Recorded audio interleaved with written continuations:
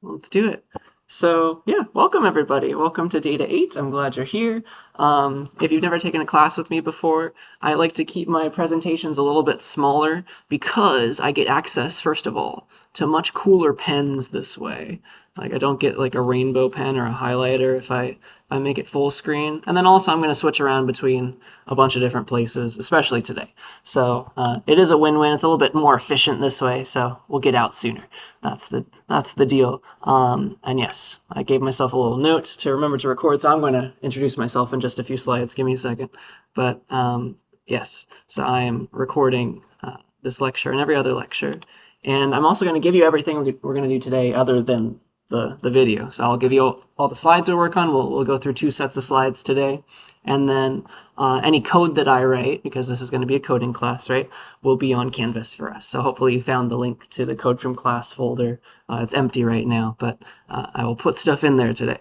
So yeah, that's the goal. And yeah, the first part of this lecture is going to be kind of the standard boring first day stuff. And please derail me at any moment. Like today's about you guys. I want to make sure that you're getting the information you need. I also like to run my lectures as like a mini discussion. I don't like just talking all day long either. So if you have anything that you want to talk about, just shout out, raise your hand, whatever you want to do.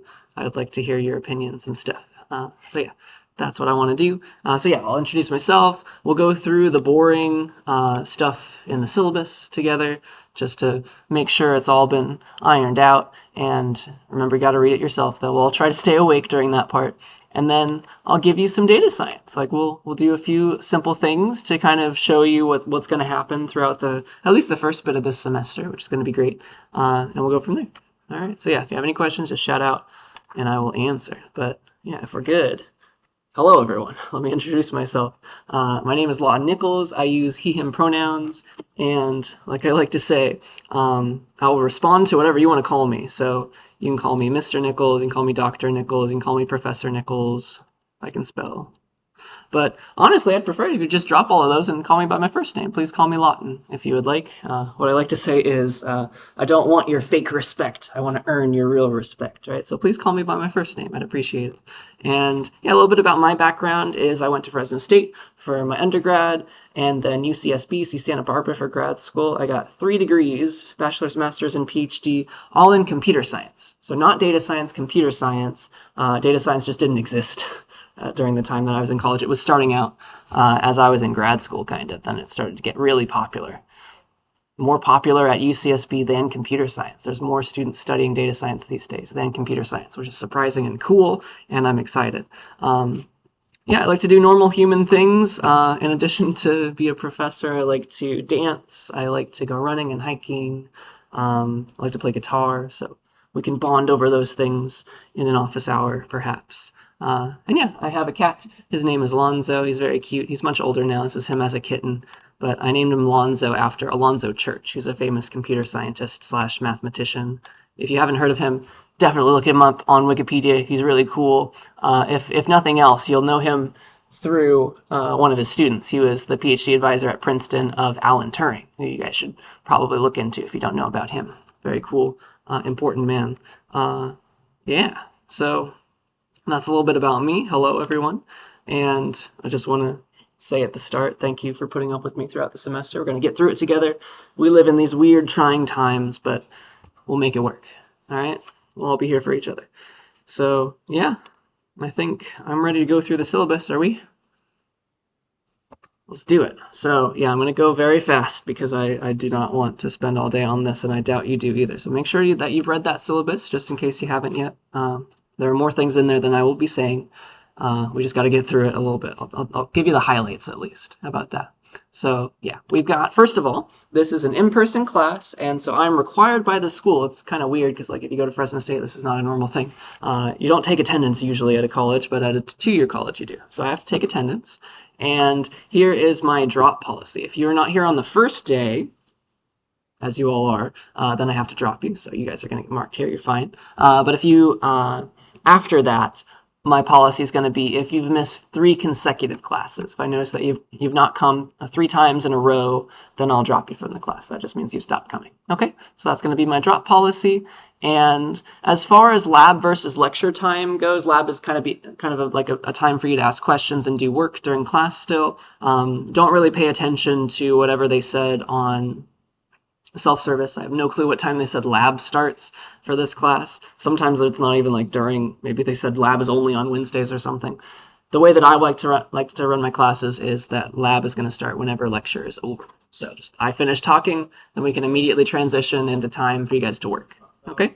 So that's what's going to happen. So don't pay attention to self-service, and that's how I'm going to run the class. Lecture, then immediately after, whenever that is going to be lab time. And yeah, you're allowed, I'm not going to force you to stay here during lab time if you have nothing to do. So like if you've done all your work, everything that's assigned, go home. You don't have to be here. But yeah, that's going to be my policies there. And yeah, just shout out if you have any questions. Again, I want this to be a discussion. And I want to make sure you're getting all the information you want today. Yeah, the next thing I want to talk about is expectations. So this class that I am teaching this semester it's called Data 8 because we copied it from UC Berkeley. They have a Data 8 class there. So we copied a UC Berkeley class called Data 8. And what that means is you are going to do the work of a UC Berkeley student. We all know that that's a very good school, right? So you're going to have to do, you're going to be expected to do the same amount of work as a Berkeley student, which means there's going to be a decent workload. Okay, so just prepare for that. I'm not trying to scare you away. I just want to make sure you know what you're getting yourself into. I think it's going to be very rewarding, and I'm here to help. But yeah, just make sure that you know that. One nice thing about this class taught here is at Berkeley, they have 15 weeks per semester. We have 18 weeks, so we can stretch it out a little bit more, which is nice. So at least that's going to work out. Again, just because of the fact that you're going to have to do a decent amount of work, I want you to understand the unit rule if you haven't heard of it before. So 4 units. This is a 4-unit class. That means that you're going to spend 4 hours in class each week, and you're supposed to double that to mean how much time you're going to spend outside of class doing work and assignments and reading the textbook and stuff like that. So expect that rule to apply to this class some weeks, all right? So that's why like 12 units is a full-time load, because like you double it and like now it suddenly adds up to 40 hours. Yeah, so there's that. I also want to say that my degrees are in computer science and not data science. So I know a little bit more about the computer science realm, and it's not too far off from data science. I've put a decent amount of effort into learning more about data science, enough to teach it. And honestly, most of the professors that you'd have, even at Berkeley, probably didn't get a data science degree. They either got like a statistics degree or a computer science degree anyway. So that is not a problem. It's a very, very close field, but I want you to know that because I might have to go look up stuff if you don't have if you have like a question that's really, really detailed about data science. I know more about computer science. So I just wanted to give you a heads up there. That's a thing. And yeah, with all that in general, I'll be here for you. Your peers will be here for you. We're going to get through the class together. Just want to make sure you know where you are and what's going to happen. Okay? So yeah, just shout out if you have any questions about this stuff. But I believe in every one of you. We're going to do it. All right? It's going to be great. So yeah, with that, let's go to the syllabus. Let's talk about like the grade breakdown. It's probably the most important slide that you guys care about today. So let's go there, make sure we all know how to see it. So to get to like the syllabus link, you got to go to the modules page to unlock everything. Hopefully you did that and you found this. I'm just forcing you to read all these pages. So there's that. Let's take a look, and I'll scroll right to the good stuff. Whee! This one. All right, so here is your grade breakdown. So we've got a few different kinds of assignments in this class taken from Berkeley's assignments.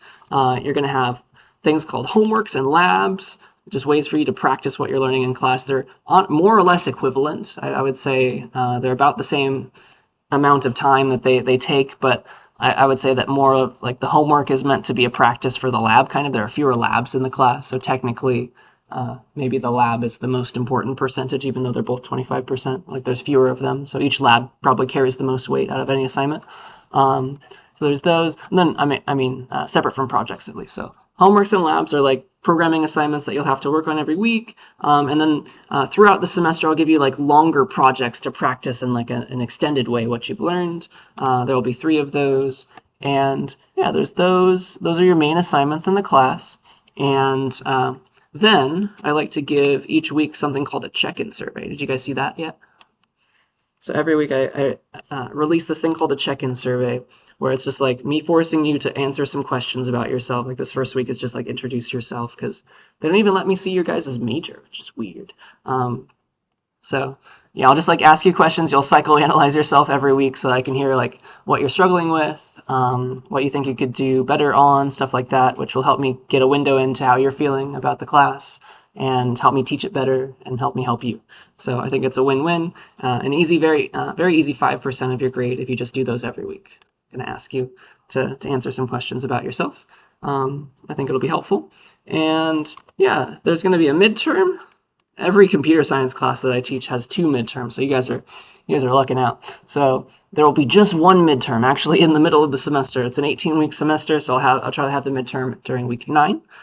That's when we'll have a midterm, be 15% of your grade. We'll figure out the real date of that later, probably be the Wednesday of week 9. That'll be when I try for it. And then there'll be a final exam at the very end of the semester. That'll be 20% of your grade. So that's the main breakdown. Does that make enough sense? Are there any questions about that? Because I feel like that's probably what we care most about today, right? That's how I'll calculate your grade. That's what you're going to have to do. And I'll release some of those as first assignments today, which is going to be nice. You'll get to see what's going to happen. I'll also give extra credit. I like to give out extra credit around exam time. So you can expect to have at least a letter grade's worth of extra credit to work on, and that'll be the cap anyway. So you can only get a maximum of 10% extra credit in this class. I'll cut you off there, but you'll have more than just that if you want. So you'll have different chances. And then, yeah, I'll give you half a percentage point towards your final grade if you go to any ACM club workshop. How many of us have heard of the ACM club on campus? It's a wonderful place to find out about their workshops. I'll just talk about stuff. Sometimes they have meditation, like things that are not directly related to like computer science or data science. But this is kind of like the computer science club on campus. And yeah, if you go to any of their workshops, even if it's not technical, just so you can hang out with your peers, I think that's worth it, and I'll give you extra credit if you like take a selfie and send it to me and prove that you were there. Okay, so that's how that will work. And yeah, just tell me when you go to those, give me some sort of proof, and I'll give you some extra credit. The way to figure out when they have workshops is they have their own server on Discord. Hopefully you found that link in our welcome channel. You can go join that, and there's a workshops channel there to see what they're doing. So yeah, that will be extra credit opportunities. And I think that's all that I wanted to say on this slide. Any questions about any of that? All right, let's do due date stuff. So I have a due date policy that might be a little bit different to other professors, but I think it's worth it because of technical issues that usually happen around due dates. So every assignment in this class, except for check-in surveys, which will be due at 5:30 on Fridays, are going to be due at 5 p.m. All right, not midnight, not any other time, 5 p.m. All right, so just mentally prepare for that. It's all set in Canvas already, so it should be clear, but that just makes sure that I'm awake when something goes wrong. I'll usually be in office hours around those times too. So that's why I'm doing it. I think it works out really well for me. Just remember that it's not due at midnight. If you want to do it at midnight, just do it the previous day. Get it in by midnight the previous day. All right. So that's my due date policy.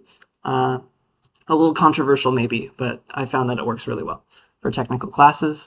I do make some exceptions though for certain students. So let me know if you're in any of these categories and I'll add you to an extension group. So if you work, if you're a working student, you work at least half time, at least 20 hours or more per week. And I'm talking about work only, not school, because like if you're taking 20 units, like that's your fault, right? You didn't have to do that. But some of us, we have to work, right, to live. And so if you work at least half time, I'll extend your due dates by an extra 7 hours for every assignment in the class. So your due date really will be midnight for all of those assignments. All right.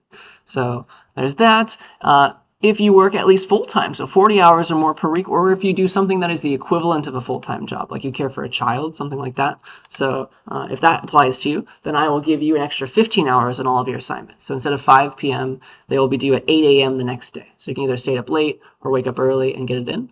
And I hope we can all agree that everybody who falls into those categories deserves that extra time. So just let me know if any of those apply to you, and I will give you those extensions for all of your assignments in this class. Not for exams or extra credit, just assignments, labs and projects and check-in surveys and homeworks. So yeah, that's my due date policy. I hope that makes enough sense. We still good? All right. I will be pretty lenient about late stuff, though. I'll accept late assignments up to the Friday before finals week. So that's week 17. Finals week is week 18. It's the Friday where you can still have a class. We won't have class because we don't have class on Fridays. But I'll accept late assignments up till then. But the trade-off is the second you turn something in late, I'll take half credit off. Okay? That'll be the give and take there.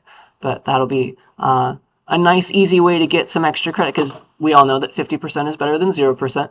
Get an assignment in late, it'll still count, all right, for a little bit. So that's my late assignment policy, pretty lenient. I'm also pretty lenient about lowest scores. Go see the syllabus for a list, but I'll drop a few of your lowest scores. So like if you're unable to do a few assignments that are due a certain week, it'll be like they never happened, all right? So you don't have to like worry about your grade too much if you have a bad week. So I do highly encourage you to take advantage of turning in things late for credit still, just so that you can study and get things ready for an exam. But I'll drop some of your lowest scores. Canvas should be doing that automatically, and the exact number of assignments. Like I'll drop 2 of the assignments from this category that have the lowest score. Like all that stuff is written in the syllabus somewhere. All right. So I'll drop some lowest scores. Our textbook is free, which is nice. A lot of classes it's not true. Our textbook is free and online. Let me show that to you if you haven't seen it yet. And yeah, just shout out if you have any questions about any of this stuff. So the textbook, probably have it in another slide, but that's all right. It's called Computational and Inferential Thinking, Foundations of Data Science. It's beautiful. There's a night mode and a dark and a light mode. So we'll put it in light mode so you can see it easier. But yeah, here's all the little chapters. There's 18 chapters total, and I'll be having you start on this first chapter this first week. Oh, that's weird. Anyway, but yeah, pick a mode that you want, and you'll just click through it, and you'll read it, and it'll teach you some data science. I'll try to follow the textbook as well as I can during class. We'll go in order of the chapters at least. But yeah, they got a bunch of little chapters that you'll read, little subsections per chapter. I'll try to do some of these things today. So yeah, that's our textbook. It's free, so no excuses for not reading it. There's that. Let's talk about how to get help. So have we joined the Discord yet? Make sure we join that Discord because that's where I want you to ask questions. All right, so that's here, Discord info. I've got a link to get on that.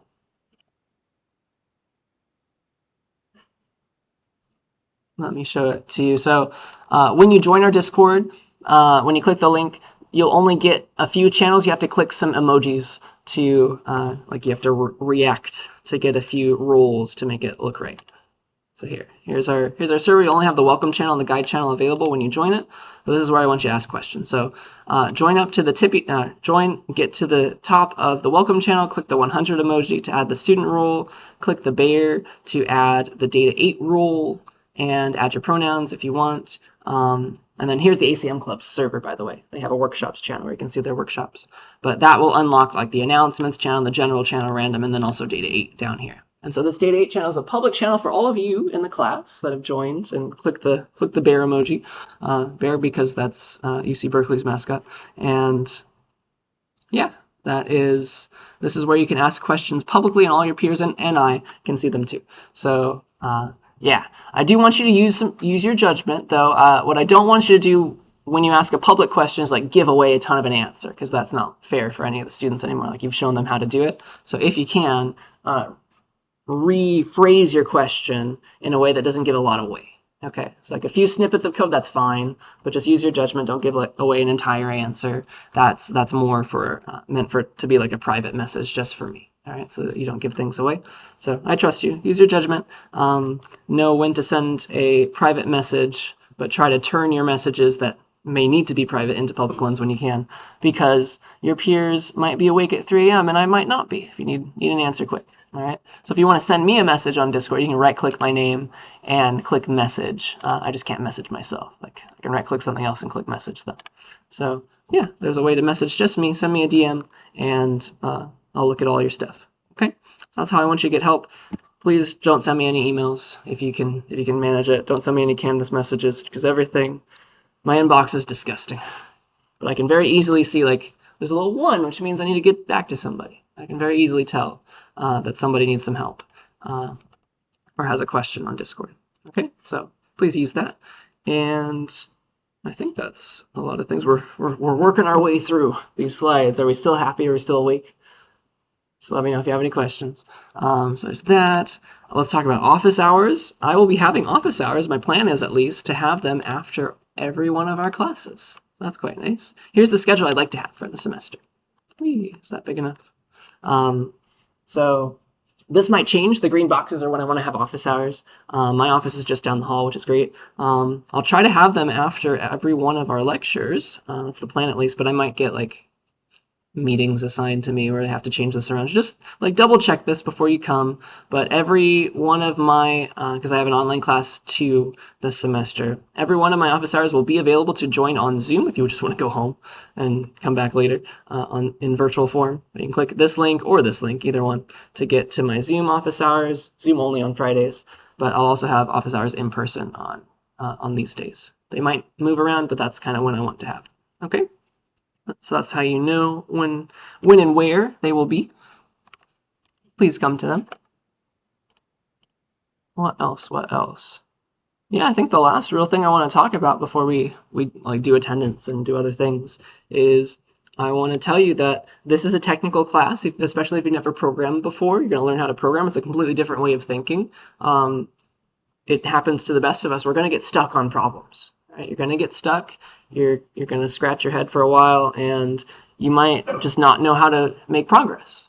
And I don't want you to stare at your screen for 2 hours. That's what I did as an undergraduate. That didn't really work out too well for me. So don't be like me. I would rather you ask questions when you've been stuck for a little while. Okay, so here is my policy. Let's set a time limit that's reasonable. Let's say that you've been scratching your head for 30 minutes. You've made zero progress. At that point, I would like you to ask a question. Either come to me, like send a message publicly or privately on our Discord. Go to the tutorial center. Look into the tutorial center on campus if you haven't heard of it. It's a wonderful place where your peers can help you there too. But there's a bunch of different resources, and I want you to use one of them, please. Okay? Though, a lot of the time, if you haven't programmed before especially, a lot of the time you will spend 29 minutes and 59 seconds thinking about something, and then you'll see the light, right?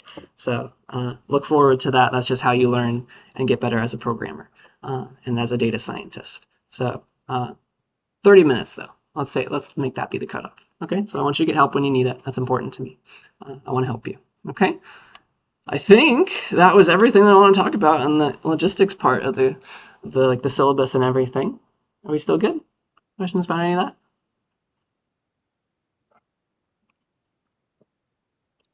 All right, so I would like to take attendance now. We're going to do this every class. We'll do this at the start from now on. But let's take attendance if we can by going to our class website. All right, so please go to www.lautensclass.com, please. And another way to get there is from our homepage. There's a link to the class website. Either way, it's here, and I want you to get there, please. So it'll take you to a login screen once you start, but the way you log in is your username and your password right now are both set to the same thing. Your username is your last name, all lowercase, no hyphens, no underscores, no hyphens, no spaces, no accent marks, anything like that. All lowercase, an underscore, and then your student ID. So like if this is your last name, this is your student ID, that's your username and your password on the class website right now, right? If this is your last name, this is your student ID, that would be your username and your password on the class website right now. So try to log in, change your password if you get in quickly, but you're going to go to, once you log in, you're going to go to this take attendance program. I have to start it. It won't work, but you'll be able to click any button. I don't get to see what you click to mark yourself here each day. Okay? So please, everybody, try to log in. I'll come around and help you if you have any trouble. But we're going to go to the attendance part of that. I worked hard and made us a website to do this kind of stuff. Boop. But yeah, I still have to start attendance. It won't work just yet. I want to make sure we don't do that first.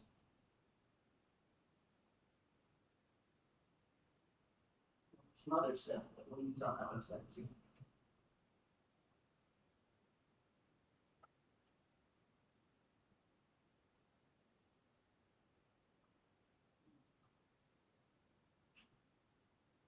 Okay, so I see a few of us have gotten in. Let me know. Give you another minute, but we have to get in and mark ourselves here, otherwise I have to drop you. All right, so do speak up if you're having trouble.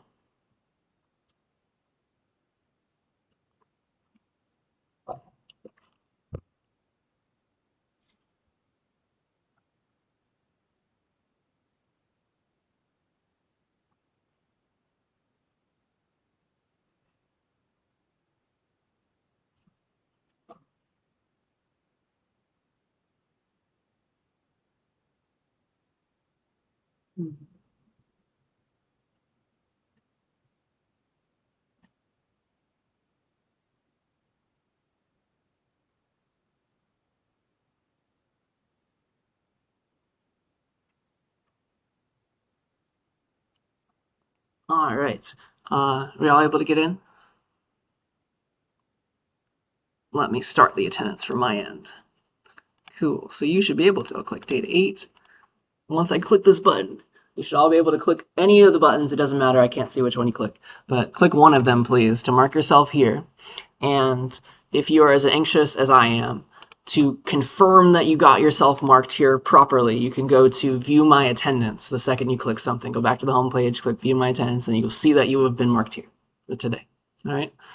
So that's an easy way to confirm when you were here or not. But please click any button and mark yourself here. And then we'll go from there. So there are 1, 2, 3, 4, 5, 6, 7 of us. So I want to see that number become 7. Are any of us having trouble?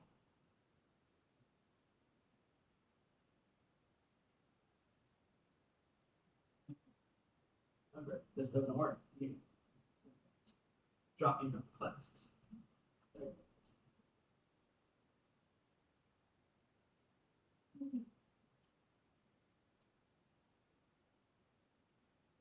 All right. Is there one person having trouble? Is there anyone can help with? Okay. I need you to mark yourself here, otherwise you don't get to stay in the class. I'll leave it open for a little bit longer, but yeah, you know what to do. All right. Let's see here. Yeah, I think that's most of what I wanted to say. So that's the class website. I'll just open another tab for a second. But yeah, there's going to be a bunch of different places that you'll go to. One of which we'll use in a second is called ByClicker. I'll show you that.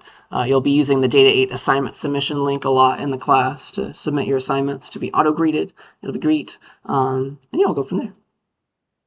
So if we are good, yeah, let's do a couple questions, then I'll come back and make sure it all worked out. So let's see here. Dun, dun, dun. The next thing I want to talk about is the ByClicker app. So I am going to force you guys to talk to each other in this class because I don't want to talk all day long. And all of the research shows that anything that you guys do together is infinitely better than anything I could give to you. So if you guys help each other, that's a win-win. I'm going to ask you guys some questions, most classes, to answer and to like ponder in like small groups next to the people you're sitting next to. And yeah, I call that, or it's called in the literature, peer instruction. You'll be in like little pairs or little mini groups, and you'll help each other work on a problem together. So that's called peer instruction, and you're instructing your peers, and it's totally worth it. It's like 5 times better likelihood of you learning something if you do it this way. I'm going to give us a few little mini questions right now that you'll just work on individually. I just want to see the makeup of the class and have us all see each other. So yeah, I'm going to give us some in-class exercises in this class. And our mascot here is called, it's a crush. I don't understand. So we named the crush Toro, right? It's a bull, right? But we call it a crush. I'm so confused. I don't know. But all right, it's a crush still. So I'm gonna call our in-class exercises crushed ices for fun. That's my job. So I would like you to please go to the by clicker page and click one of these options. This is just me making a free version of those those iClicker things that you might have to get in a large class someday. That costs $50 for you to click A3, but it's free for us. So I'll start the question so you guys can respond. But I'd like to hear what your major is because I don't get to see. Please tell me. What is your major? Is it data science? Something with computer in it? Some other kind of engineering? Is it STEM? Or is it something completely different?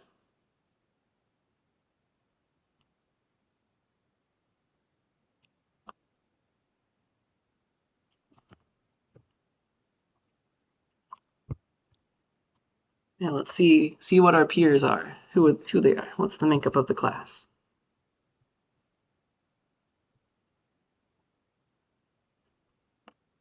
Dun, dun, dun. Hope that was enough time. Nice. Dun, dun, dun. So we're thinking, or not we're thinking, but it looks like most of us have computer somewhere in that, which kind of makes sense because I'm a computer science professor. Either computer science or computer engineering. I'm glad you're here. And then someone who is like maybe a humanities major, something different than STEM even. And I'm really glad you're here. Your perspectives are gonna like improve the way the class works. Like I'd rather hear from a bunch of different groups of students rather than we all just think computer science stuff together. I like that. So I'm glad everyone's here. So that's wonderful. We know a little bit about the class now. I have another question for you. Have you guys ever programmed in Python before? Python is the programming language we're going to be using in this class. So it's a very common one in data science. The other like competitor programming language is called R, if you've heard of that. We're going to teach Python. That's what they teach at Berkeley in their introductory data science class. So I'd like to hear, have you programmed?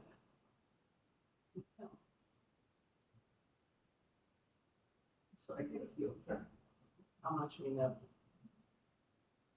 We don't really teach it here in any real way.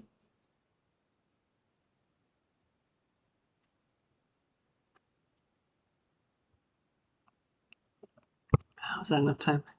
Should you teach if I got sick one day? Let's take a look. Nice. We're all over the place. I like that. That's good. So I totally expect a lot of us to have never done it. Some of us maybe we've seen a little bit. That's fine. And then some of us we've done it recently. I like to hear that. Nice. So those of you who picked like B and C, help the people who picked A. We'll all be there for each other. Great. And then I got one more, I think.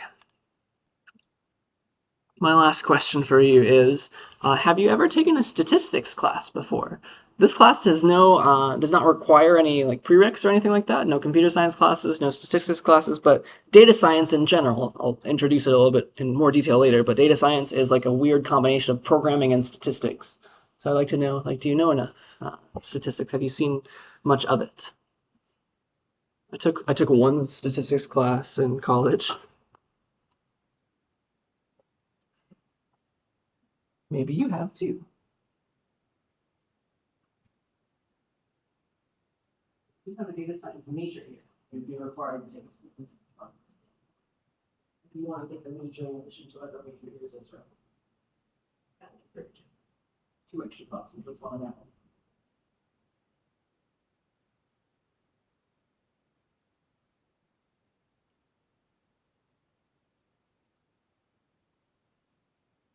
All right, and this is helpful for me, so thank you for answering all these.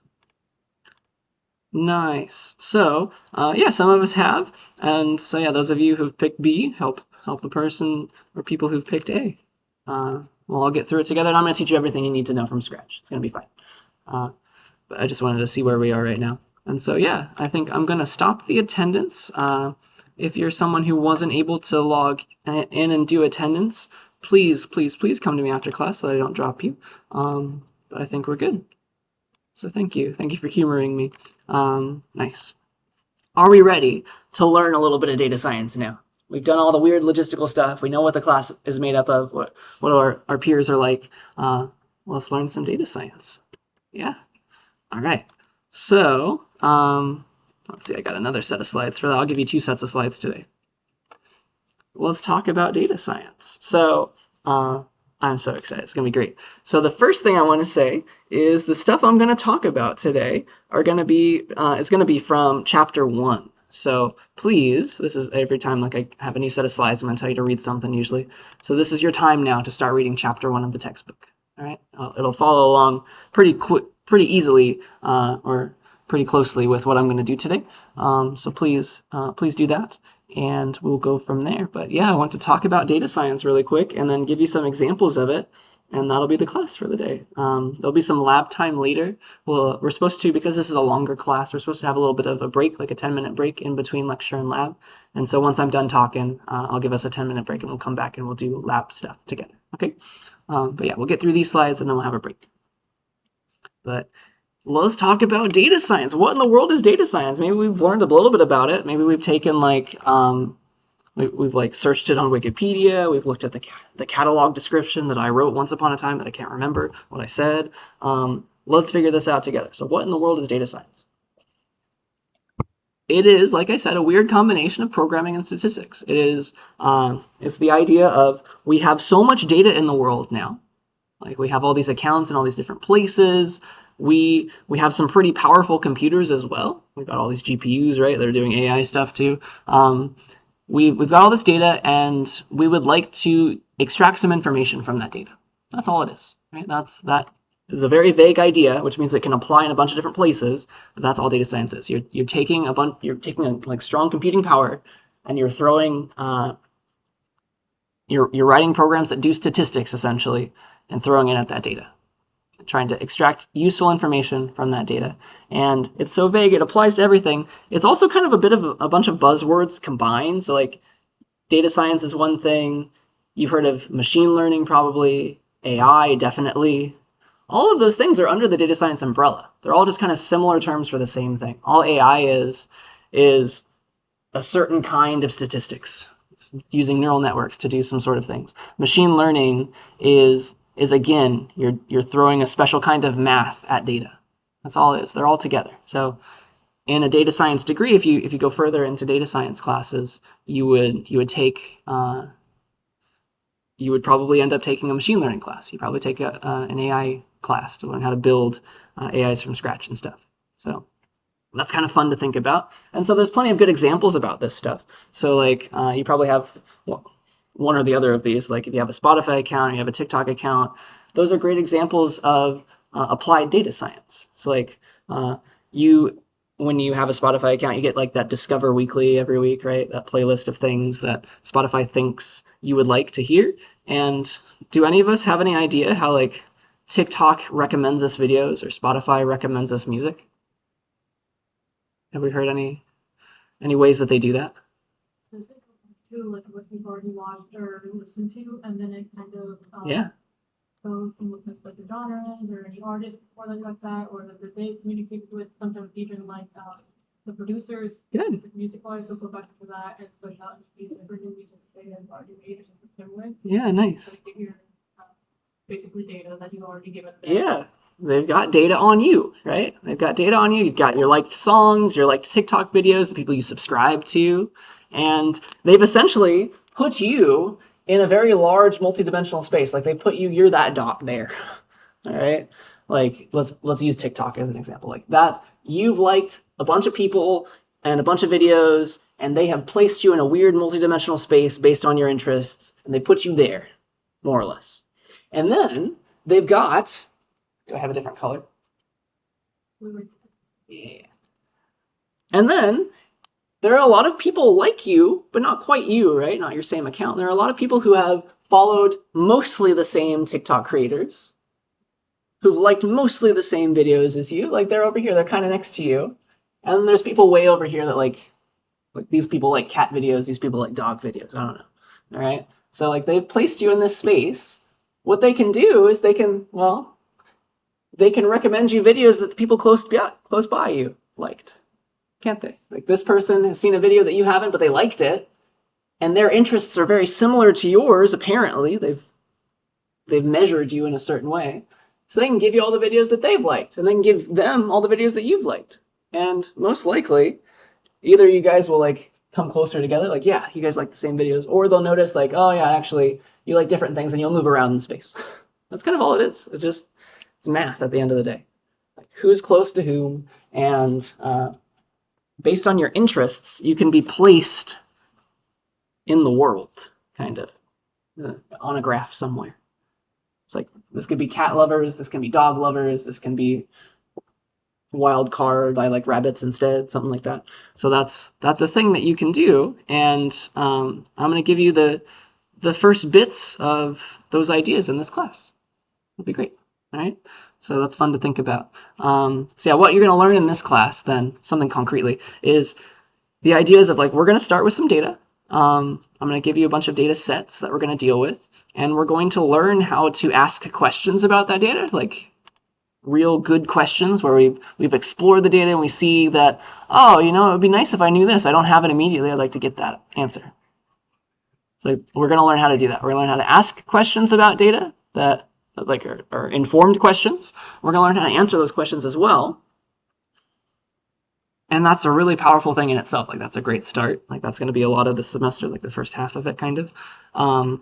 Sometimes that data is incomplete as well, because think about this back in terms of like TikTok videos or Spotify songs. Like, we're not sure, like, if you're going to like that thing that this person next to you liked, but we're pretty confident. That's going to be something that we're going to have to deal with in this class. This idea of, we have incomplete data, so we can't be exactly correct about things. We can't predict the future, right? We have no clue what's actually going to happen, but we're like 98% confident that you're going to like that video because that person probably has a lot of your interests. You're probably the same, like you have the same humor or something. I don't know. And so we're going to be able to say stuff like that. There is between a 98.7 and a 99.2% chance that you're going to like this video too. Like, that's something that we'll be able to like formulate and do. All right, for simpler questions, like you're not going to be able to take this class and like suddenly create a Spotify or a TikTok, but you're going to have the baseline of it all. You're going to have the underlying ideas that you can go on to take future data science classes or machine learning classes to eventually learn how to do that. It's really cool. All right. Along the way, we'll learn how to make pretty graphs. That's important. That's going to help us like figure out what kind of questions to ask about the data that we have at hand. So I'll teach you how to do that. And yeah, at the end of the day, at the end of this class, at the end of the semester, you're going to learn, or you're going to have a toolbox of ideas that data scientists use in their day-to-day jobs. So you're gonna be able to do pretty much what a data scientist does at like a low level. Okay, there's of course more to learn, but this is the foundation of it all, and that's really exciting. All right, you're gonna have that. Yeah, that's my motivational speech of the day. Very good. Any questions about any of that? So I think it's a really exciting thing to want to learn. I'm glad you're here. Invite your friends. And I think it will be very rewarding. Okay, so if we're good, are we ready to code? Ready to write some Python code in a little bit? All right, so let's use a program called Jupyter Lab. All right, you pronounce this as Jupyter. There's a PY in it for Python, which is kind of cute. But we're going to use a program called Jupyter Lab in this class. Have any of us been able to install it on our personal laptops? Good. So yeah, please do that if you haven't. If you brought your laptop today, I can help you install it. But one way or another, I'm going to get you in a place where you can do stuff. So it's in this required materials link. It's also in the modules page.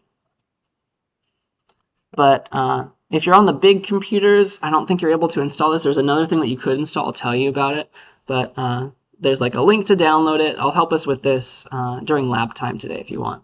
But like you click the link to install it, you install with the bundled installer, and then I've got us a little file to help configure it. I've made a little a video as well that you can walk through to like get everything working, and I can help.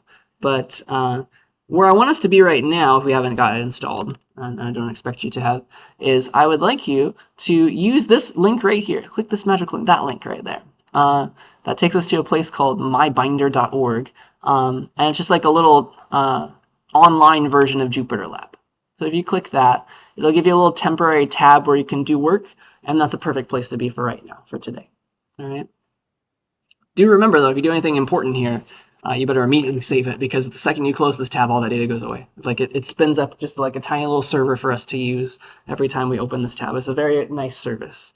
I hope they keep it around for a while. So yeah, it'll take a second to load, and then I'll talk about it.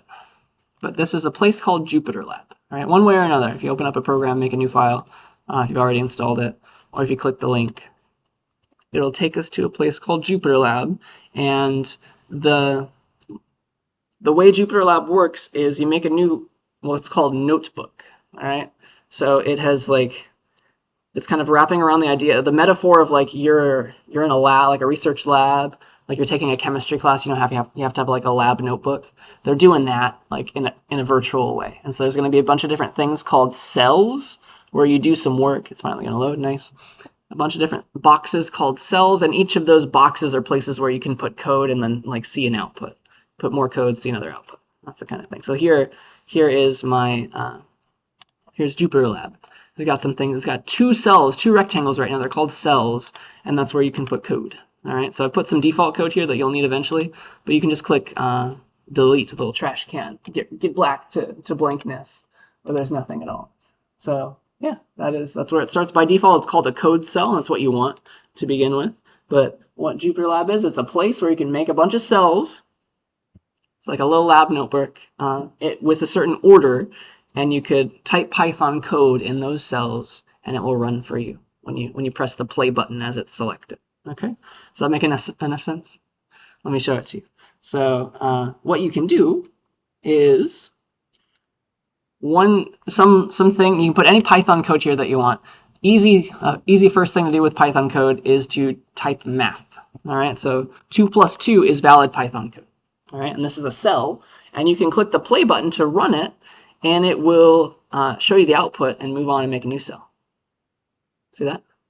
It's got 4. You can use this as a calculator if you want to. You can do 5 plus 7.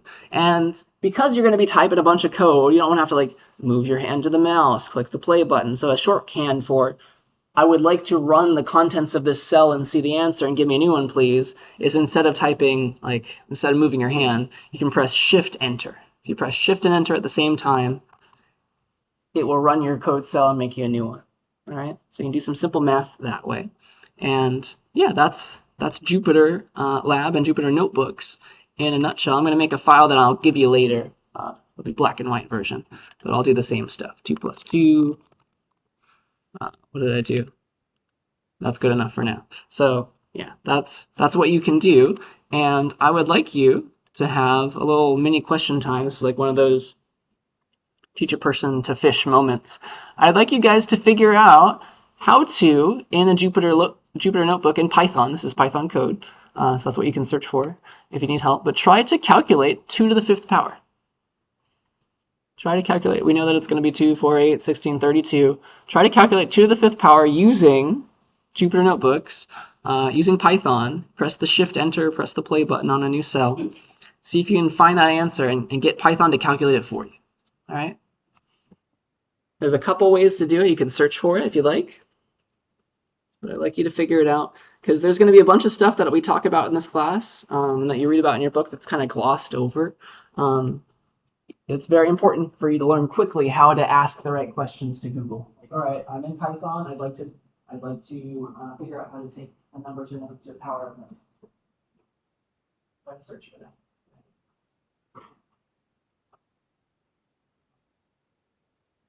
Different ways.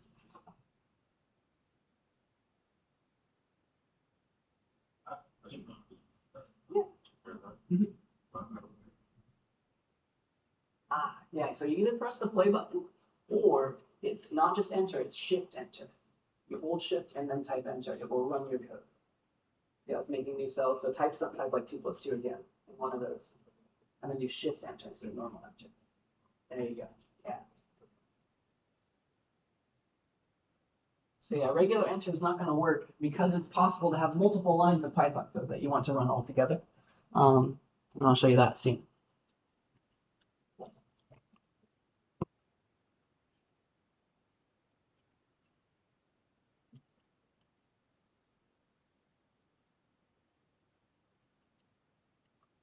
But yeah, maybe you found that the multiplication operation is a star. That's a thing. So one easy way to do it is like, you know that it's 2 to the fifth power is 2 times 2 times 2 times 2 times 2. So you could just put stars in between. That's one way to get it. Like that'll work. That's for sure a valid answer. And you don't have to have spaces like, spaces or not have spaces between your stars. It doesn't matter. Python's happy either way. Like that'll work. What are some other ways? Did any of us find the power operator? What was it? Star star? There's actually 2 ways to do it. Did anybody find the other way? I think I saw it. There's something called pow that's built in. You can just say pow and then put some parentheses 2 comma 5 to the 5th power. So any of those ways should work. I don't actually know if that's imported by default. Does this exist? Pow 2 5. Okay, yeah, that one's ready to go. Or 2 star star 5. That's like their little caret to the power of operator. So any of those ways works. So yeah, I hope that makes enough sense. So Python, valid Python is math, but there's plenty more to that. There are, you can have text in Python code. You can put stuff between quotes like "Hi Mom," and then you can store that in a place and like mess with it and do work on text. I'll show you that soon. But there's no work to be done, just like is itself. Python does not care when you're storing text in Python. It doesn't care if the quotes are double quotes or single quotes. It does not care at all. So like text, it becomes itself. But there's ways to do operations on text. And then some of us found this already. What happens if I press enter and say this? 2 plus 3 enter, make a new line 4 times 5. Think about it before I press shift enter. You can also press the play button. I'll press shift enter because I'm lazy. See what happens. I see 20. I don't see 5 and 20, right? I just see the 20 there. And what's happening is by default, when you have a cell with multiple lines of Python code in it, it's going to run all those lines. Like it is computing 5 in addition to 20. It's doing the work, but it's not showing it to you by default. Right? There's a difference between doing the work and showing you the answer. By default in JupyterLab land, the last line is the one that's shown to you as its result. All right? It is still doing the work of the other lines, though. Okay, that's still happening. But yeah, if you want to see this in 2, you can either make another cell right now. That's the easiest way with your current knowledge, or there's something to say like do this and then also print the answer for me too, please. There's a way to do that, and I'll show it to you. All right. Eventually. But I think that's more or less what I wanted to say of our first steps into Python land. Are there any questions about any of that before I just show you like a little sneak peek of what we're going to be doing for the first little bit of this semester? All right, and I'll help you set it up later, like the actual program on your actual computers. But what I like to do is I'll make a little dividing line. You can have code cells. You can also have like text cells that can look cool. It's called markdown. So if I change it to a markdown cell and put 3 dashes, it draws a little dividing line for me, which is nice. So this is now going to be cooler stuff. Let's go. I'd like to do the following. I'd like to do some data analysis of text in public domain books. So I've got the text of Alice in Wonderland in a file. I've got the text of Pride and Prejudice in a file right now. And we're going to do some work on those files. So it's in my data folder. I've got a bunch of data that we're going to use for the entire semester. But one of them is Alice in Wonderland. The other one is Pride and Prejudice. So I got the text of those files. It's very long files, of course. And yeah, they're free. They're in the public domain. Very long books, etc., etc. But I'm going to import that text into this notebook so I can do some analysis of it, all right? By the way, I'm showing you all this as a sneak peek. You don't have to understand any of what I'm about to do, all right? It's just to show you what you're going to be capable of soon, eventually. You do not have to understand it. Feel free to ask any questions if you want to know more about it, but I'll try my best to explain it at like a high level, but this is not something I want you to understand just yet. Something that's cool to kind of motivate the first half of the semester too. We can do even cooler things later, but like this is a good start, all right? And so you'll be reading about, they'll do the same thing with some other books and when you read the chapter, so that'll help drive it all home. Yeah, so here, I'm going to copy and paste some code that I've written before, because I really don't want to type it out again. Here's some things. I'll try to explain it as I do it. But I've got, I don't need that open anymore. I want to be here. All right. So here is a function. It's something called a function. It's just a bunch of code together with a name. So I've got a function called readFile, and if I give it the name of a file, and I have a file called Alice in Wonderland and Pride and Prejudice, it will give back to me the text of that file in a normal way. All right. So that's a cell that I need. It's going to create something called readFile. That's some code that's pre-written that I can use later. I just say readFile instead of printing all those lines out. All right. And so what I'll do is I will ask that readFile function to run on the file call, because I'm here. I'm in this chapter 1 notebook file. The extension for notebooks is .ipynb, interactive Python notebook, I think. And I've got a file in my data folder, and it's called AliceInWonderland.txt. If you type tab, it'll usually autocomplete stuff like that. And if I hit Shift-Enter, it's going to run this function called readFile and give me back the text of Alice in Wonderland in my notebook. It's very long. Let me clear that cell. So I go up here to kernel, or excuse me, how do I do it? Kernel, I think I can just right-click, yeah. Copy output, clear cell output, there we go. All right. So instead of just having it be shown to me, I'm going to save it away for later. I'm going to save it in something called a variable, and I'll call that Alice in Wonderland underscore text. So a big long thing with no spaces. That's a variable now. And it's going to take this answer, all this text of this file, and shove it into something called Alice in Wonderland text, so I can use that later. All right. To prove that to you, I can hit that, Shift Enter, and there's no output, but it saved it away. So if I say, you know what happens if I have 2 lines now. If I just say it by itself, like it will give me this result back, like what is stored inside of Alice in Wonderland text. Oh, there's the thing again. Get rid of that. All right, so that's kind of a sneak peek of variables, which we'll talk about. So I'm going to take that, and I'm also going to split this text by chapters, because I want to study like the textual contents of each of the chapters of the Alice in Wonderland book. And so what I'll do is I'll say Alice in Wonderland text, take that, and there's an operation called split that you could use on text that splits it by a certain word. So split, every time you see the word chapter, in all caps, that starts a new chapter, and then I'll split it up by that. That makes sense. And the first few times it says chapter, it's just the table of contents. So from the 13th one onward, kind of, that's what I really want. And so this weird concoction of Python will split up the text of Alice in Wonderland into a bunch of different chapters, all the different text of it. So like maybe it'll give me back what's called a list. You use square brackets to use that, but it'll give me a list of every chapter and all the text, and they'll be separated. So like maybe the first chapter starts with so it'll give me a big long piece of text for the first chapter, and then it will have split it up into the other ones as well. So like that's the first chapter's text. Here's the next chapter's text. These are very long things, of course, still, but they're all split up now after I run that. Dun, dun, dun, hi, hello. For as many chapters as there are, of course. They're all very long pieces of text. Whee, da, da, da. And so it's going to give me back something that looks like that when I run this code. And so you can see the angle brackets. There's one. There's that one. And then who knows where this thing started. If I scroll up a little bit, you can see the comma. All right, that was the end of the second to last chapter. Here's the last chapter kind of thing. And so I've got the text to all the chapters split up right now in a bunch of different places, and that's useful for me, all right?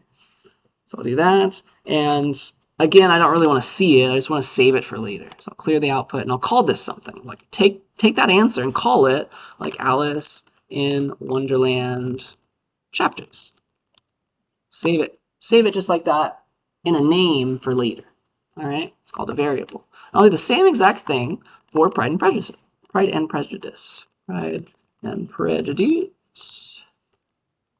So there's the text of it. I want to read the file it's not called Alice in Wonderland anymore. It's called Pride and Prejudice. And it's not the text of it, but I want the chapters of it, which means take the text, split it on capital chapter again, but this time there is no table of contents, so I'll just like go from the first one onwards, and we're good. But that's, now if I run the cell, you see once I've run it, it gives it a number. So that's how you know if it's run it or not. It's actually done the work now, because it used to have nothing, but now it's like, it was the 14th thing I did today, kind of. All right, that's kind of nice. And so now I've got all this text. I've got all the chapters of Alice in Wonderland split up per chapter. I've got the text of the first chapter, text of the second chapter, in order like that. And I got the same thing for Pride and Prejudice. And now we can analyze that text. It's going to be great. All right, so that's what I want to do. And the way that we can analyze it is we use some pre-written code made by the Berkeley people who made the Data 8 class originally. And they've made a library. It's something called a library. It's a cute little metaphor. Like they've put some code in some books, and we can read the books. We can check them out. So I'm going to import the data science library. It's just called data science. Import star. And so it'll take a second to run, but it's going to give me access to all the things the nice Berkeley people made for us that help us analyze stuff. All right. The first thing I can do is put the text of the chapters into a place that I can do analysis. Data science, this data science library, this place that has a lot of code, it works on the granularity of what are called tables. It likes to make, like we make little tables for ourselves to work on. And so right now, the sequence of text is just called a list. It's not a table yet. I can turn it into a table. So the way that I do that is I say like, please make a blank table for me. I'd like to add a new column to that table. Again, you don't have to understand any of what I'm saying right now. I'm just saying it. I'm gonna call that column chapters, and I'll have Alice in Wonderland chapters there. And so what it's done is this has created a table that this data science library has some operations that are cool that I can use on, and it's split them up. And it's displaying it back to me in a nice, pretty way right now. So like, here's the text of the first chapter. I made a column called chapters. A column, right, goes this way. It's like something it's a column of a building. A row is the other way. But I've got a column with the text of each of those chapters, and it doesn't show them all to me right now, but I could see them all. I've got that. I can do the same thing for Pride and Prejudice to get all the text into this thing called a table, and then I can do math stuff or analysis stuff on that table. The other thing that I need is some pre-written code made by some very smart data scientists and computer scientists called NumPy. I'm going to import a library called NumPy, and NumPy is too long, so everybody imports it and calls it NP for short. So there's that. And so here's the very first thing I can do with the chapters of Alice in Wonderland. I can say np.char for character .count. And I can say, give me the Alice in Wonderland separated by chapters. I'd like you to count all the times it says Alice. And it gives me back something called an array, which is just a sequence of numbers. All right. And this is cool because what it's done is it's taken this sequence of all the different texts of all the different chapters, and it's telling me how many times each of those chapters says Alice. So the first chapter says Alice 28 times. So let's turn this list into this one. Now it's 28. The second chapter says Alice 26 times. She's a very important girl. Then 23 times for the next chapter. Like that. It's turned all this text into that number, essentially. It's found how many times is Alice there. The next one was 31. And I've got a big, long sequence now. It's called an array of all the different numbers of times that somebody says Alice. That's kind of nice, all right? And you can kind of see that she's all over the place. She's an important character. And even if we have never read it before, you can see like the fact that she's talked about 51 times in this chapter. I mean, she's probably pretty important, even if we didn't know the title of the book, right? Had her name in it. That's kind of nice. We're doing some basic data science right now.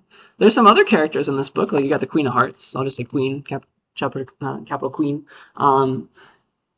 You can see that there's a difference between these characters in the outputs now, can't you? You can see that, okay, you can infer some ideas here, like, okay, probably they're not, like the Queen doesn't come into play until this chapter. Somebody's talking about her, or maybe she's now there. I'm not sure. But I think you can see like whatever this number to this chapter was, she's there. It's very important. Something's happening there, okay? She's on par with Alice even in that chapter. Crazy. So you can infer things from these numbers even though you haven't read the book. Isn't that cool? It's been a while since I read this book. I have not read Pride and Prejudice yet. I have it, but I haven't read it yet. So we'll do some similar analysis on that. But let's do this. Let's make a table now of all the times Alice is said per chapter, how many times the queen is said per chapter, and we'll pick another character. I'll pick the rabbit. All right. So I'm going to do this. Do I want to copy and paste this yet?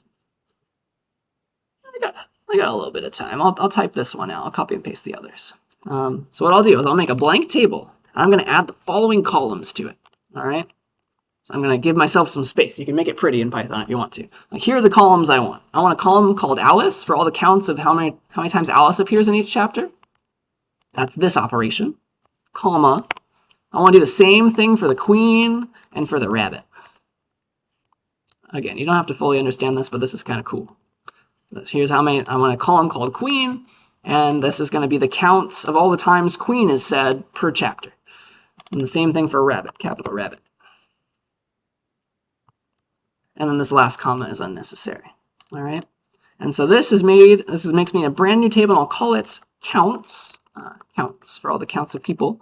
And I'd like it to be both saved and then shown to me. So I'm going to say counts on a line by itself, because I know that the thing I put in the last line gets displayed to me. I'll do Shift Enter. And so it's made this cute little table for me. It's very nice. So it's made 3 different columns, and columns go this direction. It's like it's propping up a building, right? It's the columns of the Parthenon or whatever. And then each of these is called a row, all right? Honestly, this did not sink into me until I took a linear algebra class. So if this is confusing, column versus row, I believe in you. It took me forever. Row is this way. Do we have any good mnemonics to remember that rows are horizontal? I don't. Nice. You're rowing a boat, and like the boat is long and flat and sideways, maybe. Nice. So that's row versus column. So these are the rows. This is the first chapter for all these people. Does that make sense? Alice is said in the first chapter 28 times. Queen is not mentioned. The rabbit is mentioned 6 times because she's following that rabbit, right? Down the rabbit hole. And then it goes like this. Apparently the rabbit does not appear in chapter 3. And then it goes on and on and on. All right. So we can glean some information there. We can see you can see that the rabbit's like coming and going, right? The queen doesn't get important until later, and she doesn't seem to be mentioned in the last chapter, so she's gone by then. It's like that's art. Or sorry, this isn't the last chapter because there's two still that have not been displayed. By default, it shows you the first 10. There's a way to fix that, and I can show that to you later. What else do I want to say about this?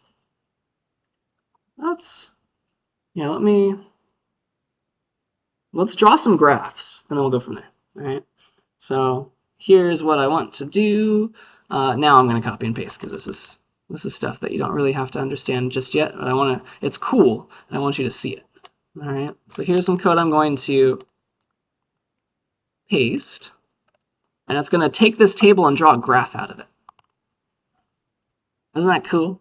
So it's taking this table, like 28, 0, and 6 for Alice, Queen, and Rabbit, and it's color-coded them. And so like here's the first chapter. Here's Alice, 28 mentions, 6 for the rabbit, and 0 for the queen. You see that jumping around? And that's a wonderful way to visualize what's going on in this book. So obviously data scientists don't analyze like books or anything, but like this is a great example, I think, still. So you can see what's going on, who's relatively important, right? See that the queen becomes really important in that chapter. Like that's cool to think about, all right?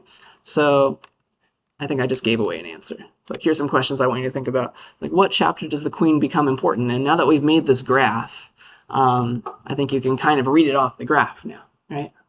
See that? That's important and kind of cool. Maybe she becomes, it's all relative. Maybe she's important in this chapter. She becomes firstly mentioned in this chapter, but then something important with her happens there, for sure. Okay? So there's that. Yeah, this is a cool graph. There are other ways to show this graph. This is a little, because it's all jagged. Some people don't like the jaggedness of this. You can make a different kind of graph. This is the, like you can, let me just display this again. You got the counts, because it's taking these counts, right? Here's the counts of how many times Alice appears per chapter. That's just like, tell me per chapter the counts.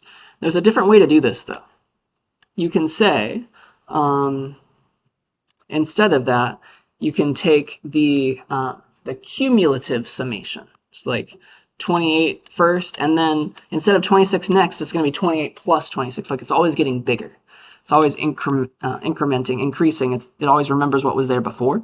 So I can say np dot cumulative sum of the counts table, the column called Alice, which is everything up there. And let me try to show you the difference there. Some people prefer this, and I think the graph looks prettier if you do it this way. But this is called a cumulative summation, where the next chapter, it's not how many times did Alice appear in this chapter by itself, but how many times did Alice appeared from now till the beginning. Does that kind of make sense? So it's 54, which is 28 plus 26. And then here it's 77. It's like how many times has Alice appeared up until and including chapter 3? So it's always getting bigger, and so you've seen that she's mentioned 397 times total. Does that kind of make sense? So that's nice to be able to read that very quickly like that. All right. So some people prefer graphs based on those cumulative summations, and so I'm gonna make a graph of that instead. So with that in mind, boop, here's some fancy Python code that you can look at. I'm gonna give you all this code if you want to try to read it. I'm going to do the same thing for the cumulative counts of Alice, the queen, the rabbit. I'm going to make a table of all those cumulative counts, and I'm going to plot that table. All right. And so here's the same thing, all these things, but the jaggedness is gone. This is a cumulative summation. And so now instead of looking for spikes when things increase, you know that someone's been mentioned a lot in a chapter when it's like the slope has increased rapidly. Does that kind of make sense? So everything that was there before, but here's the new stuff to get to the next part. All right. So can you kind of see how like the queen, we remember she was important in chapter 8. Do you see how you can read that off of this graph now? You see the spike in chapter 8? It's the slope going from there to there now, instead of like a spiky thing. It's getting bigger, and it's a cumulative summation. So it's going to the final amount of times it's ever been mentioned, the queen, the rabbit, and Alice. Okay. You can still read stuff off the graph. You can clearly see that Alice is the main character compared to these guys, right, off of this graph. Are there any other things that we can see from this graph that I didn't say yet? Can we glean any ideas? Can you read it? What's that? Whenever there's a conversation, maybe. Between who and who? I guess it's between Alice and the queen. Alice jumped up in chapter 8, so does hers. That's true. Yeah, they're both there at the same time because their numbers are increasing, probably kind of at the same rate. I think an easier place to see that is the queen and the rabbit right here, right? You see how they're in lockstep. One's more than the other still, but they're kind of following the same trajectory. At least when they're increasing, it looks like they're both together. In chapter 12, see that? That's kind of interesting.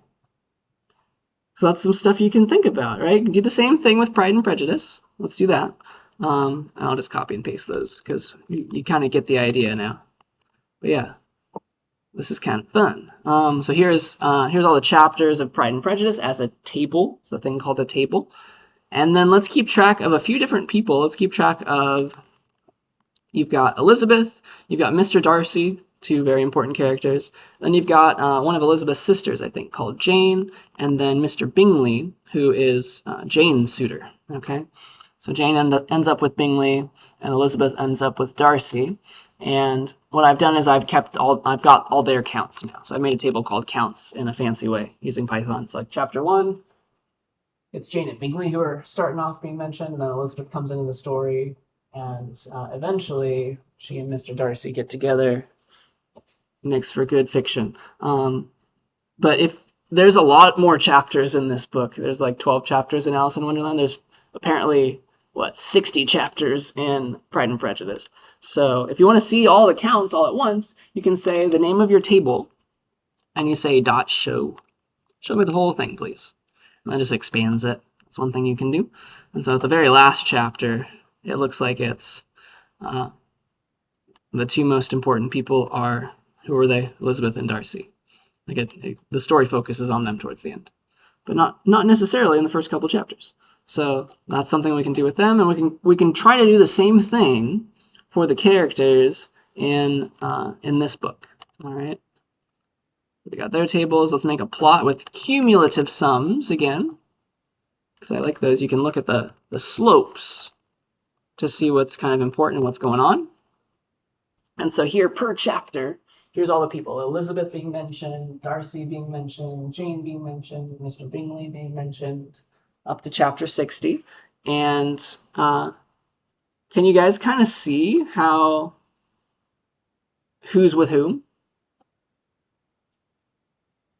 Can you kind of see how like Jane and Bingley are together in this graph? Is that clear?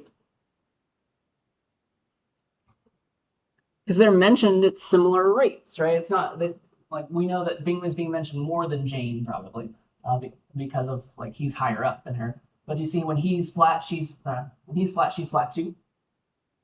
When he's increasing, she's increasing a little bit, especially towards the end. You see how they follow each other? They're mentioned next to each other most likely, or at least they appear at the same rates. That's kind of cool to think about, right? Even if you haven't read the book, you haven't like known the story, you can see that's what's happening. Clearly, you can see the main character, at least by the time we get to the end, is for sure Elizabeth. Yeah. And then you can kind of see that she and Mr. Darcy are getting together, right? Especially in these chapters. They're mentioned together. See that? That's pretty cool. All right? It's just a book. You can do other things. Like this is just a cute little introduction to everything, I think. All right? Any other things that we can notice from this graph that I haven't noticed yet? I haven't read the book. Well, it's been a long time since I watched the movie, too. Any thoughts?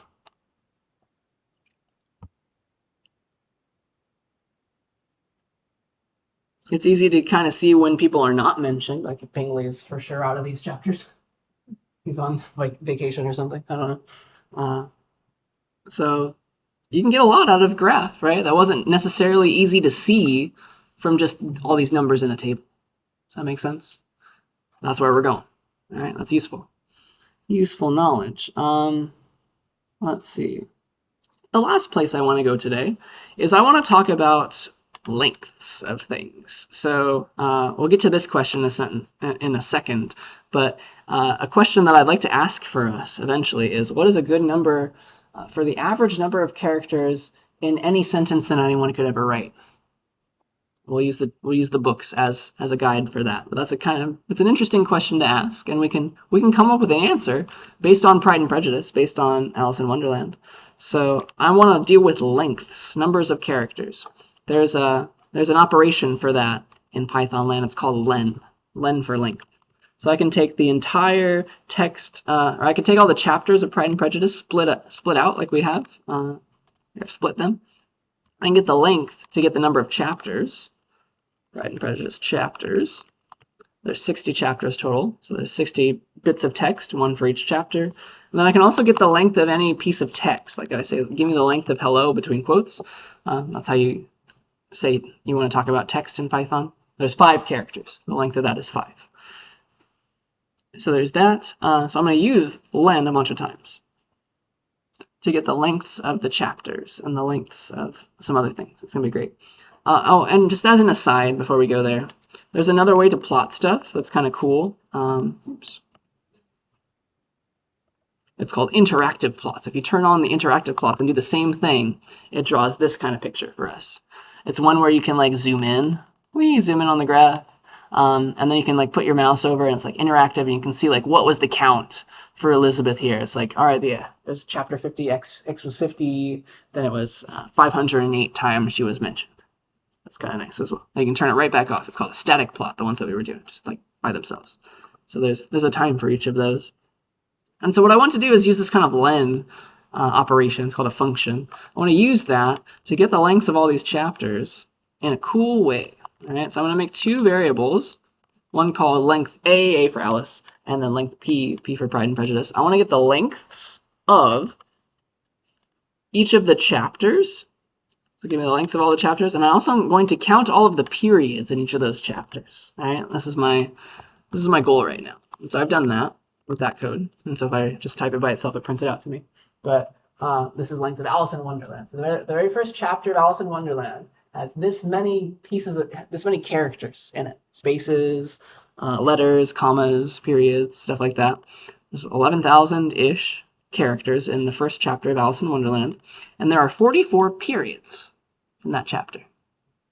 See where I can go from that to kind of understand this answer? Like, I can do some division maybe, right? this is just going to be an estimate, right? Because you know that in this chapter, there's quotations, there's commas. They love to use semicolons back then, right? It's not necessarily the case that a period gives me everything, because like there's exclamation points and question marks. It's not me counting every sentence, but it's a good estimate of all the number of sentences in the chapter if I just count the periods. So that's what I've done for Alice in Wonderland, and for Pride and Prejudice, I've made another variable called length p with the lengths of all of those. Again, there's a lot more chapters, but it looks like the first chapter is pretty short for Pride and Prejudice. There's that many characters, about 5,000-ish, and there's about 60 periods, which is kind of interesting when you contrast that with Alice in Wonderland. There's not as many periods in Alice in Wonderland. It's like over twice as long. Does that mean there were longer sentences? Or does that mean there were a lot of questions being asked rather than using periods? You'll have to go read the chapters. But it's interesting. It's a good analysis, I think. So I'm going to make what's called a scatter plot now, which is a plot that consists of a bunch of dots that helps us see the differences. Boop. So here, this is called a scatter plot now. What I've done is every little dot, the blue dots are for Alice in Wonderland, the yellow dots are for Pride and Prejudice. Every dot that we see is a chapter. And I've got 2 pieces of information per chapter. For each chapter I'm plotting like the length and the number of periods. But I'm doing the periods on the x-axis and length on the y-axis, just for fun. So there is then a chapter of Alice in Wonderland that has about 49-ish periods and a little over 1,000, maybe like close to 1,100 characters in it. Does that make sense, how I'm reading that dot? I don't know which chapter it is, but it's one of the chapters. I'm plotting it there. I'm using the number of periods in the chapter on the x-axis and the number of characters on the y-axis. And so, do any of us, if I copy this, I should be able to copy this and put this here. Can we get any information out of this graph? What do you guys think? Can this graph help us answer this question for like what's a good estimate of the average number of characters in a sentence? Can you see like a trend going on here? Because even though like some of these chapters, like this chapter of Pride and Prejudice, a very long chapter, it's like 2,200 characters and like 180 periods. Do you see how like it's relative? Like the more characters, the more periods, kind of like going on like that. It's not relative. So there's a bit of a line going on, if you can kind of see it. I see like a line like this almost running through that data. Do you see it too? It's not exact, but it's there. And the slope of that line is a good estimate for the average number of periods per, average number of periods per chapter. It's the division of the characters per, characters per period. That's what I'm trying to say, which is an estimate of the number of sentences, right? The length of each sentence. How many characters were in each sentence? You divide the number of characters by the number of periods you saw. So the slope of that line that seems to run through the data is a good estimate for how many characters we see in each sentence. That's kind of cute and cool. So it looks like a good, easy way to do this analysis, like look at 100, because that's an easy thing to divide by. So it looks like where this line is on 100, it's a little bit above 1,000. So it's like, I don't know, it's like 1,100, 11,000 over 100. So it's like 110 maybe. That's like a good estimate. But we want to be able to include everybody. Like sometimes for when there's 100 periods-ish, like it goes up to that many characters or it goes down to that many characters. You see that? Like that's the range that we see at that point in time. Like it goes down between like 8,000 up to like maybe a little above 14,000, kind of. That to that. Is everybody seeing what I'm seeing? It's like a good upper bound then, using that as an example, because 100 is easy to divide by. A good upper bound for the number of characters per period, or also the number of characters per sentence then, is maybe 140, because you could do, that's like take 1400 or 14,000, excuse me, divide by 100. It's an easy place to look. And that is characters per period. Another thing, you could replace period with sentence, which is about 140 characters per sentence. Yeah. Let me try to spell this in an easier, more easier to see way. Characters per sentence, which is kind of cool. All right, so we got that going for us. And that, I think, leads us to the final thing I wanted to say. Do I have that here now? So I've got that. And that is kind of true for most things in the world. Here is the last thing that I want to tell us today. I'll put this as just little pieces of text towards the end. On Twitter, like, people use these numbers. They cared about this stuff. The original character limit for Twitter was exactly 140 characters. They maybe did this analysis before us. Twitter's original character limit, they were like, that's enough for any reasonable sentence. Original character limit was 140. SMS messages, their character limit, we still use those today to talk between Android phones and iPhones, right? The character limit for SMS messages is 160. So they gave us a little extra just in case you need to say a lot in a single message. So this kind of analysis is something somebody did once upon a time, and they came up with a number that we kind of came up with together. So this is useful to want to do this kind of thing, even if it's just text in a book. Of course, it gets cooler when you're talking about videos and songs, but like this is the basics of it all, and you can kind of get some interesting information that other people have gotten out of the deal, which is cool. All right. So I think that's what I wanted to say for my example. I'll give you all this code if you want to stare at it, and I can try to explain it better if you want, but you don't have to understand it yet. We're going to go there. All right. Any questions about any of that? I hope that's a good motivation.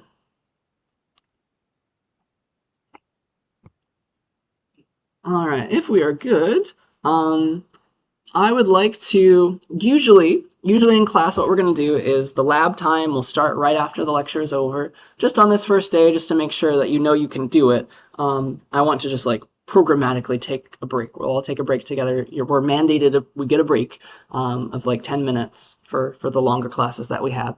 So let us take a break right now, and let's say at 4:40 we'll come back, and then we'll do lab stuff together. I'll help you install the programs if you brought your laptop today. We'll do all this stuff. We'll get some stuff installed, and then I'll talk about the first assignments. I'll show you how to submit them, and we'll be ready for all that. All right, so that's what we'll do after we come back, but let's wait until 4:40. I'll see you back then. Here. Starts. All right, I think we are back, and it's recording properly. The screen is there. Okay, so let me walk you through just really quickly about how to get stuff installed, because while it's really nice to have that little tab where you can just like do stuff quickly, that should not be how you do all of your assignments in this class, because the second you lose internet, it's just all going to go away, because it's like stored on a temporary cloud server for a split second. We don't want that. So I would like you to, for this class, to install on your personal computer something called JupyterLab. All right. So there's this link here that you can go to get it, and you want the setup for Windows, that one. And if you're on a Mac, it depends on what kind of Mac processor you have. I can help you figure out if you don't know which one. But if you have a newer one, it's probably the ARM one, made in the last few years. So one of the two of those, and that should make something either in your Start menu or in your Applications folder that you can open. It's called JupyterLab Desktop. And when you open that, not everything that you need is installed. So I have this video that you can walk through to get it all installed, but I've made a little file that you can download and open up in your newly installed JupyterLab program. So say you've got JupyterLab, you open it up for the first time, you can get this file that I made for us called setup. You download this file, it's a notebook file. I'll click save, and then I'll just open it up. Oh, I already have it. Let me delete the old one just in case it was an old version. So I've got this new file, and this is what you want to open up in the program. You should just be able to double click it. This one looks like it's like it knows, Jupyter Lab knows that it's meant for that program. It's the one program that can open notebooks. And this file will download the things you need. All right. So you want to run the couple of cells in this file to make sure you've got everything you need. All right. So it's got these 2 cells. I try to make it as easy to understand as possible. So like you just want to click the play button for all of these cells. Essentially, these are the main code ones. These the first one that has code in it. Just click it. It will install and make sure all the proper versions of the proper libraries are installed for us.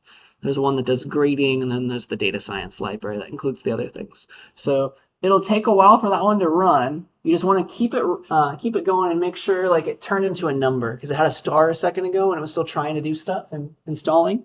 You just want to make sure it has a number and like it's finished spitting out all of its long information, right? So just don't continue until it has made some output. There, it's done it, and in theory, there's no errors. And then to just make sure it worked, you run this cell. It'll take a second maybe as well to just like make sure it's all happy. But if you see it make a pretty graph, that's how you know it worked, and you've got everything installed properly. You should see this. Okay, so just a simple file. You run all the cells in it to make sure you can eventually get to this graph, and that means you're ready to do the assignments in the class. Okay, so that's how that will work. You'll just open that up and run everything. It's possible you might run into some issues with Macs. There is a fix for that I can help you with in office hours, just after class. If you bring your Mac to me, or like share your screen if it's like a desktop in office hours, like I can help you with that. But I can't remember if they fixed it or not. But there's a way to deal with that. Okay, so I'll make sure that is working for you. There are other options if you would like to explore those options. All right, this little link to this mybinder.org is temporary, but there are cloud versions of Jupyter Notebooks that exist forever. The one that I would recommend probably is called Google Colab. It's from Google, where you can have little notebooks for yourself. And I'm going to click a link here. I think it'll take me to what I want. There's an education one. You can get Colab Pro from Google for free. No cost to you. And this will save all your notebooks in the cloud, just like you save Google Docs. So look into that if you would like. I'm not sure if it lets you install things. We'll find out. But for quick things, it might be possible, right? So like explore that's a possibility, but I'd rather you get like an actual program installed on your computer if you can swing that. But look into getting Colab Pro, because one day you might want that when you're taking future like machine learning classes or data science classes. So that's a thing. There's that one. There's also a program called Anaconda. I think it's also a cloud-based way of doing. It's not a movie. It's also a movie apparently, but it's another place to have Jupyter notebooks, and you'd sign up for that, and there's a free version of that as well. So there's more than one way to get all this stuff, but Jupyter Lab Desktop is what is like the tried and true method that I got working for us all last semester. So that'll work out. But I think that's what I wanted to say to get it all set up. Let me know if you have any trouble with it, and I can help. I'd be happy to help. But that, I think, is what I wanted to say about Jupyter Lab Desktop itself. We can play around with Colab later, maybe, if you want to try it, just to make sure it can do the right things too. But try to get the actual program installed, and I can help you. And yeah, I think that's mostly what I wanted to say there. Are you ready to talk about assignments and how to turn them in? All right, so I'm going to release 2 assignments, Lab 1 and Homework 1, for you to get started on, and I'll show you exactly the little process to go through as you want to complete them. So here, let me make this bigger so you can see it all. And so I'm going to just make a bunch of little modules for all of our different assignments. I'm going to release the 2 ones, Lab 1 and Homework 1.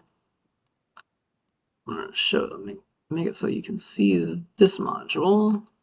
Make it so you can see this module. So if you go to the modules page on Canvas, you should see these assignments now. And let me clear out my downloads folder just in case I've already got this before.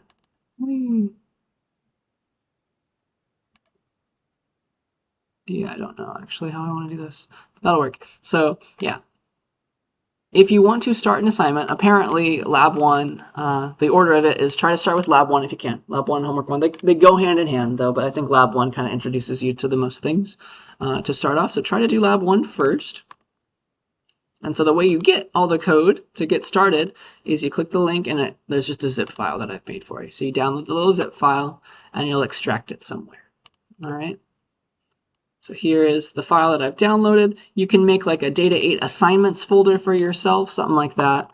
And let me clear it out because I was doing this last semester. What you want to do is extract that into a place where you care about. Where do you want to do your work in the class? Like move it there and then extract this folder to there. All right. Extract it all to that folder. Sure.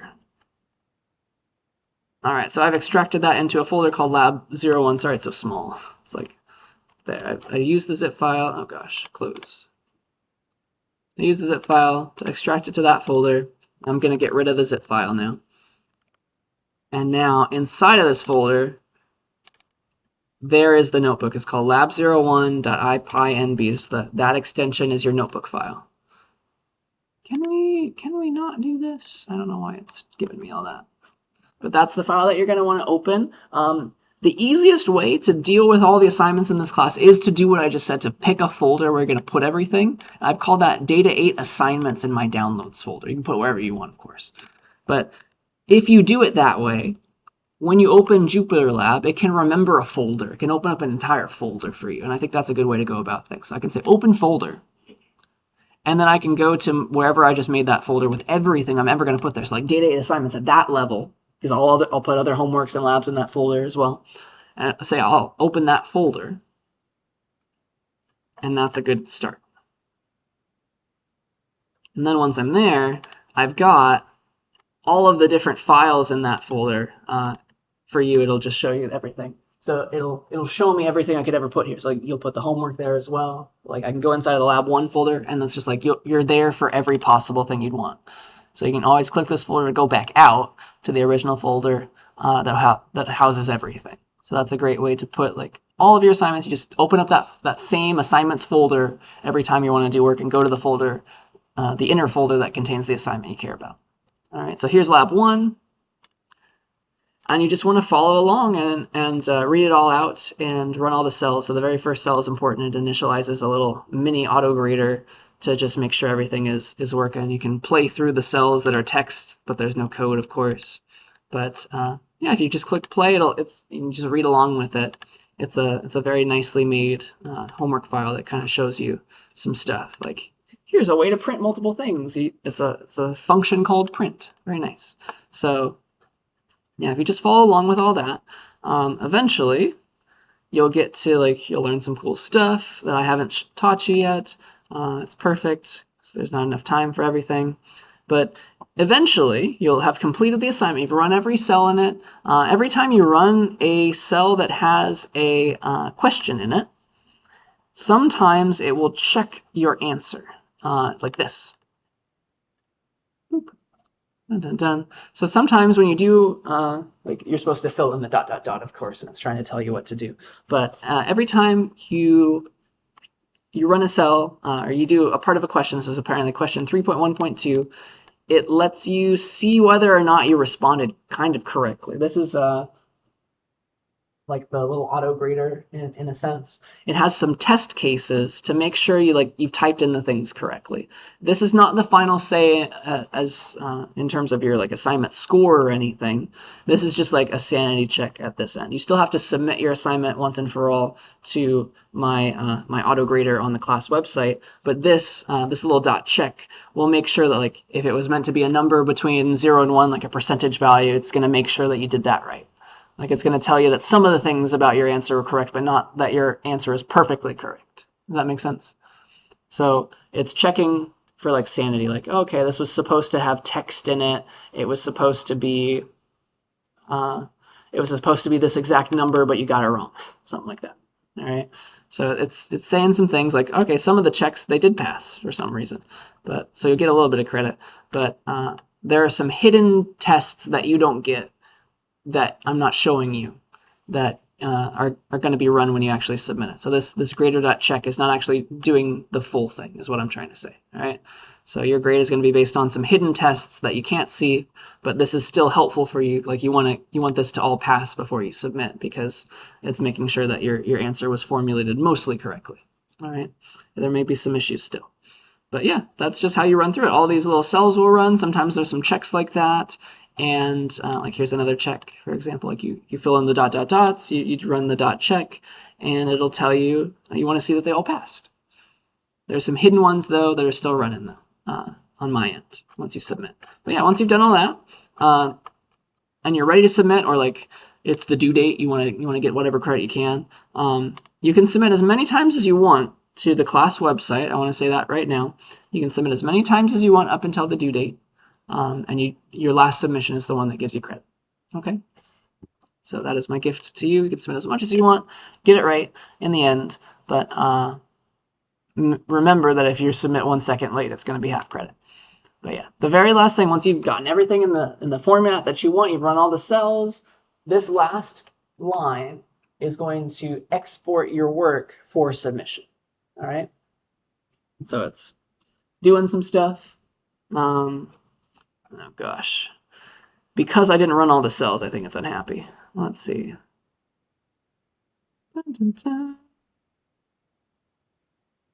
Should I be caring about this? This could very well be because I did not run all the cells.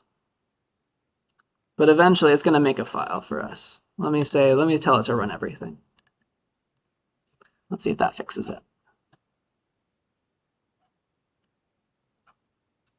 But you're going to run manually most things. Oh yeah, looks like there's some issues sometimes. That's just too bad.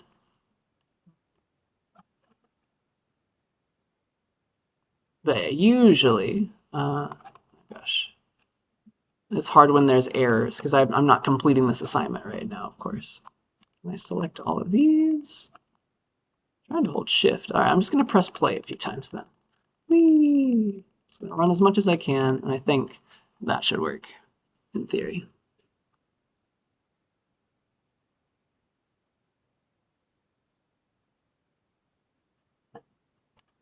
Oh, there we go. So it's running all these tests one last time and showing you messed up. But at the very end of all that, once you click that last cell to like create the export file, you say click here to download the zip file. You click there, and you put this wherever you want. This is the file you're going to submit. All right, this is the file you're going to submit to the class website. And so I'll save it in my downloads folder. It just makes some silly default name. It doesn't really matter. You can rename it if you want to, I think. But let me go there now. So in my downloads folder, it has exported to this file, and that's the file I'm going to submit to the class website. All right. So you'd log in. I'm going to log in as a temporary test student real quick. Oh, wait, no. Not that one. That one. There. All right. So you go to Data 8 Assignment Submission. You click the assignment you're trying to upload to. This is Lab 1. There it is. And then you select your file. At least on Firefox, I can just kind of drag it. Probably works on Chrome too. But you can always click the Browse button. Of course, you find that zip file that it exported from that last cell. It made it for you. You put it somewhere, and then you click Upload. That's it. And in theory, it says success. It'll take a little bit for it to get graded on the class. I've got a class server that's doing all this. It'll probably be a little slow during the due date because everybody's submitted. It's going to grade one at a time. But eventually, it'll give you a grade. Go back to the home page, and you'll go to your Auto Grader Grades page. All right, and that's where you're going to see the final grade that you're actually going to get on this assignment because it's got some hidden tests that I wasn't giving you in the original file. All right. And so you go there, and it's like, all right, there's Lab 1, Data 8. You click on it, and it's like, apparently, by doing nothing at all, I got 15%. It's kind of nice. So this is what it's trying to tell you. For these questions, you missed some points, or it's showing you like the score that you got per question. It's a little small. Let me zoom in for you. But I'm not going to give away the secret hidden tests, but you can always ask me questions and we can come up with we can figure out what was going wrong together if you can't figure it out. Okay, but that's the final say in your grade. Don't just let the all the I see green check marks on my copy of the notebook file. That's not the full story. All right, this is the final grade for you. All right, there's some hidden tests that are going to run still. And yeah, you just want to get this to 100 before the due date. Keep on resubmitting until you get the credit you want, and that'll be that. All right, that's what you'll do for every assignment. Does that make enough sense? Any questions about that? So I try to do that. This is something I worked hard on, by the way. Like even the Berkeley people, they don't have this. They have to like submit, and then like a week later they get their grade. So you're welcome. So that's what's going on there, and that's what you'll do for every one of the assignments. You'll get the zip file, you'll extract it somewhere, you'll run all the cells, you'll complete the work, get all those tests passing that I've given to you so far, and then you'll submit the final exported zip file to the class website. All right, it's a bit of a process, but once you do the first one, it'll make enough sense, I think. And yeah, I think that's what I wanted to say. So the assignments are out. Lab 1 and homework 1. I encourage you to start with lab 1. And then move on to homework 1 while you're reading the chapter at the same time. Those are your jobs right now. You read the chapter, you start on these assignments. I have not yet finalized a due date for those files, though. All right, for these assignments, I have not given us a due date yet on Canvas. I will set that due date once we've finished covering everything that those assignments require us to know. Okay, so once we finish like chapter 3 or something, then I'll actually give it a due date. That's the plan. All right, and that's how I will deal with due dates for the rest of the class. Okay.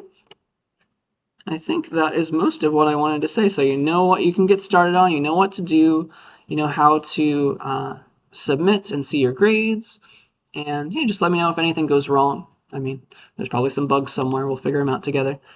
And yeah, I'll give you all these slides, all this code that we wrote today, and I think that's all that I officially wanted to say. Are there any questions from you guys that you want on the recording before I let you guys just take the rest of the time to work? All right.